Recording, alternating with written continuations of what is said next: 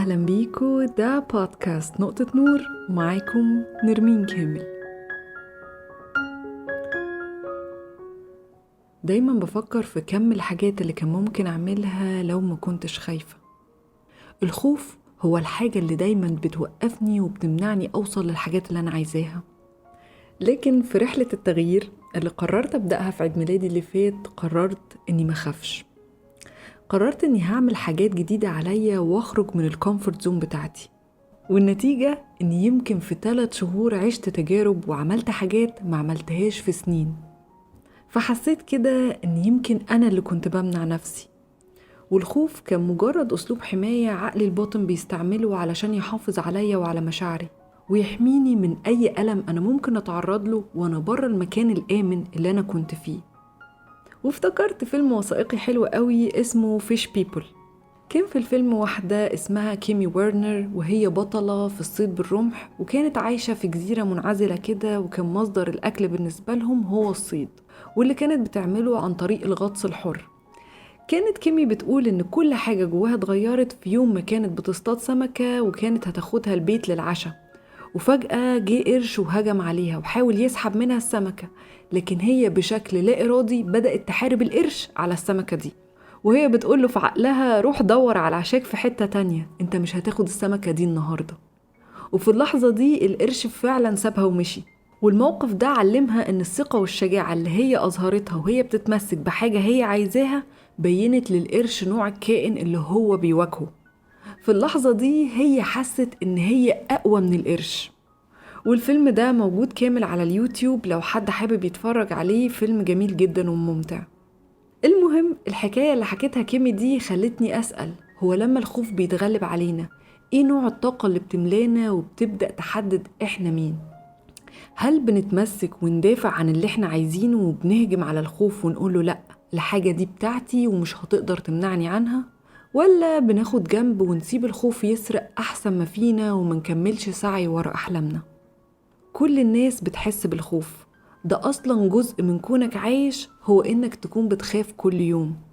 لو فكرت شوية ودورت على حاجة مشتركة بين كل الناس محدش بيختلف عليها أصلا، هتلاقيها الخوف. ومع ذلك كلنا بنحاول نخبيه وننكره ومش بنعرف نتعامل معاه. امبارح وانا قاعدة بفكر انا هكتب ايه في حلقة النهاردة واللي هتبقى الحلقة 40 من البودكاست، جه كده صوت غريب جوايا يقولي هو مين اللي هيسمع البودكاست ده؟ انتي تعبة نفسك قوي كده ليه؟ ما يمكن بعد كده ما تعرفيش تكملي زي ما كملتيش في حاجات كتير. متهيألي صوت الخوف كان عالي ساعتها علشان أنا كنت بعمل حاجة أنا بحبها ومهتمة بيها، وبيحاول الخوف ده طول الوقت يوقفني ويخليني أشك في نفسي. لكن في اللحظة اللي ببطل فيها أفكر طب وبعدين هستفيد إيه؟ بكون من جوايا عارفة إن الأفكار دي مش بتساعدني، وعارفة إن ده عقلي بيحاول يلعبني علشان أبطل أعمل حاجة ممكن تخليني أخرج من الكومفورت زون بتاعتي. عقلي خايف عليا وبيحاول يحميني من أي حاجة ممكن تسبب لي إحباط أو زعل. فأنا بقيت عارفة كويس إن الصوت ده مجرد حماية، لكن حماية مش في محلها. بيشرح ستيفن بريسفيلد في كتاب The War of Art إن هي دي الطريقة اللي بتنشأ بيها موجات الخوف والشك. الخوف بيحس بيك لما بتكون مهتم بحاجة، وبالتالي بيجي دوره إنه يوقفك مكانك قبل ما تعمل حاجة تسبب لك أي إحباط. وكل ما بيزيد خوفك من حاجة كل ما تتأكد إنك لازم تعمل الحاجة دي. وده مش معناه إنه هيكون شيء سهل، لأن دايما هيكون جواك مقاومة وهتظهر لك دايما في شكل خوف.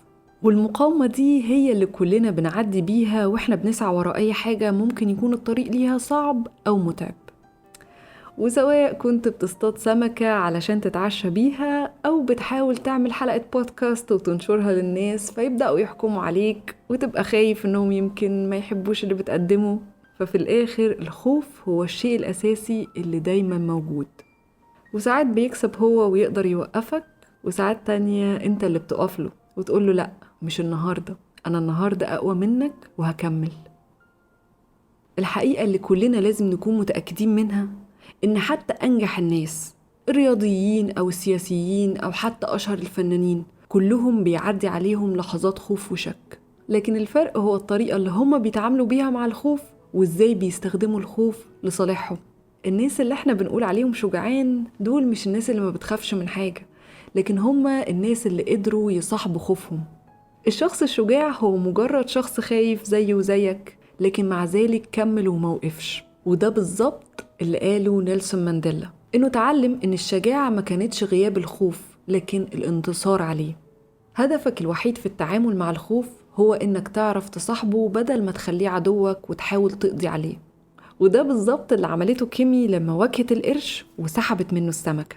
عرفت إنها علشان تاخد اللي هي عايزاه لازم تقف قدام خوفها وتبين له إن هي أقوى منه. استفيد من الخوف بإنك تخليه يحفزك ويوجهك. كل ما هتبقى خايف من طريق، اعرف إن ده الطريق اللي انت مفروض تمشي فيه.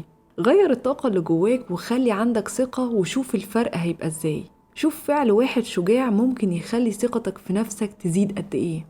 لكن لازم تبقى عارف إن الخوف دايما هيكون جواك بيحاول يرجعك تاني للطريق القديم السهل اللي مفيهوش أي مخاطرة، وكل مرة لازم تقفله وتقوله لأ، مش النهاردة.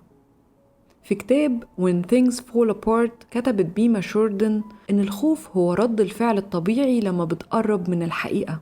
الخوف بيكون على قد الفايدة، والفايدة هنا هي صوت أحلامك. كل ما بتقرب من حقيقتك وبتعرف انت عايز توصل لإيه، كل ما بتحس بخوف أكبر.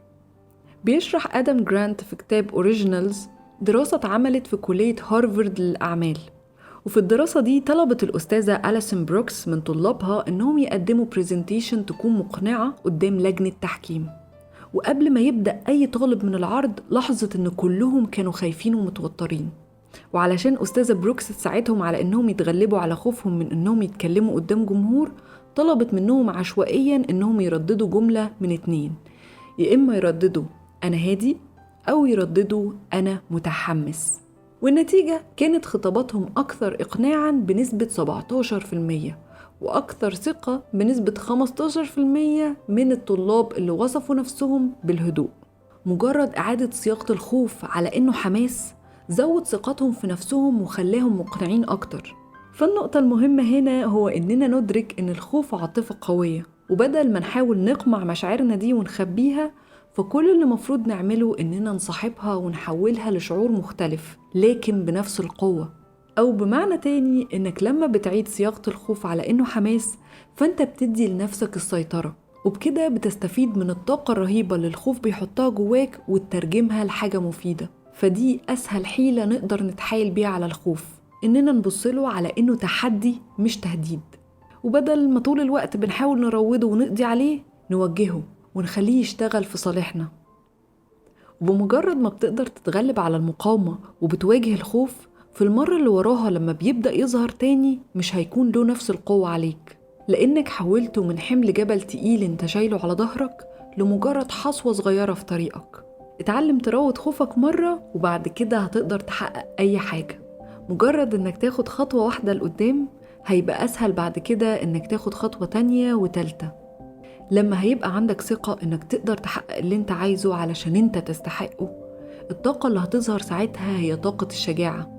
والشجاعة دي هتبان وانت بتتمسك بالحاجة اللي خوفك بيمنعك تكملها.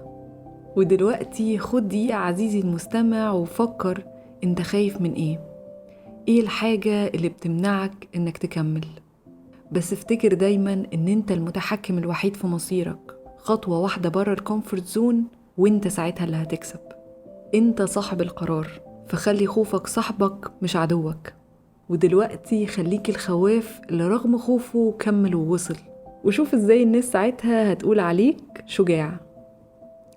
أتمنى تكون الحلقة عجبتكم، واشوفكم إن شاء الله في الحلقة الجاية. ده بودكاست نقطة نور، ومعاكم نرمين كامل.